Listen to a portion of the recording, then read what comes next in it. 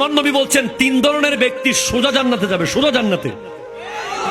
এক, আল আদলু feel গাদাবে war রাজা, যে ব্যক্তি রাগের মাথায় আর ঠান্ডা মাথায় উভয় অবস্থায় একই রকম ন্যায় বিচার করতে পারে।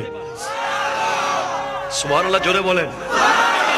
আপনি রেগে গেলেন, ধুম করে থাপ্পড় মেরে দিলেন, পরে দেখলেন হায়রে ভুল করলাম, ও তো দোষী ছিল না।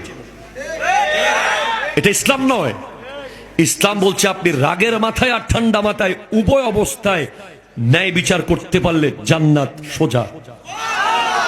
এরপরে শোনেন, আসতেছি, ওয়াল কাসদু ফিল ফাকরে ওয়াল গিনা, আপনি গরিব অবস্থায় যেমন ছিলেন পয়সাওয়ালা হওয়ার পরেও যদি তেমন থাকতে পারেন জান্নাত সোজা।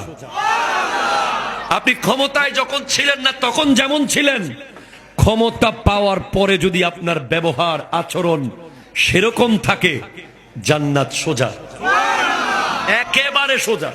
আমরা দেখি যে অনেক মানুষ একটু পয়সাওয়ালা হয়ে গেলে আগের মতো আর কথা বলে না, আছে না নাই?